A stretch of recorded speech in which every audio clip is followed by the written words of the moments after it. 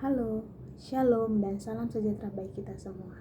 Baik, sebelum saya memaparkan hasil PPT dari kelompok 8, izinkan saya untuk memperkenalkan diri. Perkenalkan, nama saya Sartika Manurung, NIM 230711010069. Baik, yang menjadi penjelasan dari saya yaitu yang berjudul Bahasa Perundang-Perundangan.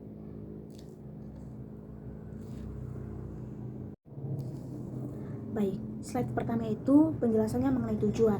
Ada beberapa tujuan spesifik dari penggunaan bahasa peraturan perundang-undangan. Yang pertama itu menjamin keterbacaan dan keterpahaman. Yang menjadi penjelasannya, bahasa hukum harus mudah dipahami oleh semua pihak yang menjadi subjeknya, baik itu warga negara, aparat penegak hukum, maupun badan negara. Ini memastikan bahwa setiap orang dapat mengetahui dengan pasti apa yang diperboleh dan apa yang dilarang. Dan yang menjadi penjelasan kedua dari tujuan yaitu menghindari multi tafsir, yaitu setiap kata, frasa, dan kalimat dalam peraturan harus presisi dan memiliki makna tunggal. Hal ini sangat penting untuk mencegah perbedaan interpretasi yang bisa menimbulkan sengketa hukum atau ketidakseragaman dalam penerapan aturan. Dan poin yang ketiga itu mewujudkan kepastian hukum. Dengan bahasa yang jelas, peraturan perundang-undangan dapat diterapkan secara konsisten dan seragam. Ini menciptakan kepastian bagi masyarakat karena mereka tahu bahwa hukum akan ditegakkan secara adil dan prediktif. Dan poin yang keempat itu menjaga wibawa dan kredibilitas hukum. Yang menjadi penjelasan, penggunaan bahasa yang baku, sistematisnya yang bagus, dan formal yang menunjukkan keseriusan dan otoritas negara dalam membuat dan menegakkan hukum. Hal ini untuk memperkuat legitimasi hukum di mata publik.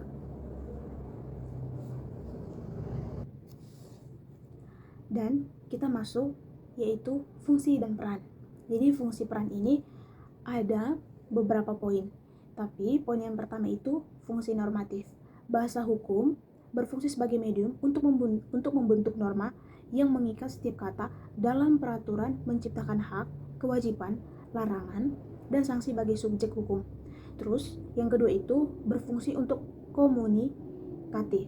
Bahasa hukum yang menyampaikan maksud dan tujuan aturan pembuatan hukum kepada masyarakat, aparat penegak hukum, dan badan peradilan. Komunikasi yang jelas untuk memastikan aturan dapat diterapkan dengan tepat. Dan peran pentingnya itu untuk menciptakan kepastian hukum dan menghindari kekosongan hukum dan saranan pembangunan hukum nasional, dan yang terakhir itu untuk menjaga legitimasi dan kewajiban hukum. Dan tentu kita masuk dalam asas hukum atau asas bahasa hukum. Dan asas bahasa hukum yang pertama itu lex kerta. Lex kerta serta menekankan pentingnya kepastian hukum melalui penggunaan kata dan istilah yang jelas, tegas, dan tidak ambigu. Dan yang kedua itu lex scripta. Asas lex scripta menekankan ketegasan norma sehingga aturan hukum tidak meninggalkan ruang interpretasi yang berlebihan. Ketegasan ini penting agar penerapan hukum bersifat konsisten, adil, dan dapat dipertanggungjawabkan secara hukum, sehingga norma berlaku secara efektif di masyarakat. Dan asas bahasa hukum yang terakhir itu lex scripta. Jadi asas lex scripta menegaskan bahasa norma hukum harus tertulis agar memiliki legitimasi formal dan dapat dijadikan acuan hukum yang sah. Dengan norma tertulis, setiap aturan memiliki dasar yang jelas, dapat diakses ke publik, dan menjadi referensi resmi bagi aparat penegak hukum dan maupun badan peradilan. Dan kita masuk ke slide yaitu pilihan kata atau istilahnya. Pembentukan kata dalam bahasa perundang-undangan dilakukan dengan berpedoman pada morfologi bahasa Indonesia dan pedoman untuk pembentukan istilah. Pembentukan kata termasuk dalam bentuk dan pilihan kata atau diksi. Dalam melakukan pilihan kata atau dua, persyaratan yang harus dipenuhi dengan persyaratan ketepatan yang kesesuaian. Atau yang menjadi opsinya itu harus tepat. Yang menjadi penjelasannya, kata-kata dipilih dapat mengungkapkan dengan tepat apa yang digunakan dengan ungkap. Di samping itu, ungkapan itu juga harus dapat dipahami oleh pembaca dengan tepat dan sesuai menuntut kecocokan antara kata-kata yang dipakai dengan kesempatan dan keadaan pembaca.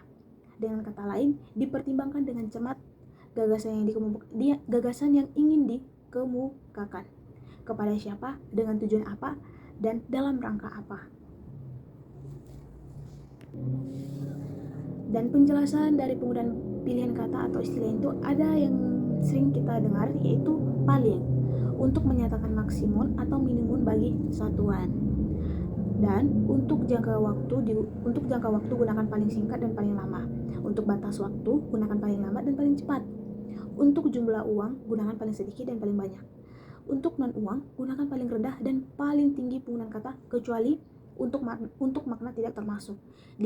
Ditempatkan di awal dan ditempatkan langsung di belakang suatu kata. Contoh pada awal kalimat, kecuali terdapat unsur penyalahgunaan wewenang pihak pelapor, pejabat, dan pegawainya yang tidak dapat dituntut, baik secara perdata maupun pidana, atas pelaksanaan kewajiban pelaporan menurut undang-undang. Dan penjelasan berikutnya mengenai penggunaan pilihan kata atau istilah, yaitu pengandaian atau kemungkinan. Jika hubungan kausal, pola atau berhubungan dengan maka, contohnya, jika suatu perusahaan melanggar kewajiban sebagaimana dimaksud pada ayat 1, izin perusahaan termasuk dapat dicabut. Dan apabila hubungan kausal mengandung waktu, contohnya, apabila anggota KPK berhenti dalam masa jabatannya, diganti oleh anggota pengganti sampai habis pada masa jabatannya. Dalam hal kemungkinan terjadi atau tidak terjadi pola kemungkinan, contohnya, dalam hal ketua tidak dapat hadir di sidang pimpinan oleh wakil ketua pada saat pasti terjadi di masa depan. Contohnya, pada saat berlakunya undang-undang ini, Undang-Undang Nomor 2 Tahun 1999 tentang Pemerintahan Daerah atau LNRI Tahun 199 Nomor 60 dicabut dan dinyatakan tidak sesuai berlaku. Dan berikutnya penjelasannya itu alternatif kumulatif atau kumulatif alternatif. Penjelasan alternatif atau pilihan, pengubahan sebagai akibat pemisahan atau penggabungan kementerian dilakukan dengan pertimbangan Dewan Perwakilan Rakyat atau yang sering kita sebut DPR. Dan yang kedua itu kumulatif atau gabungan, penyelenggaraan pos wajib menjaga kerahasiaan, keamanan, keselamatan kriminan, atau kumulatif alternatif, penghormatan sebagaimana dimaksud pada ayat 1 meliputi A. Penghormatan dengan bendera negara, B. Penghormatan dengan lagu kebangsaan Indonesia, dan bentuk penghormatan lain sesuai dengan ketentuan peraturan perundang-undangan.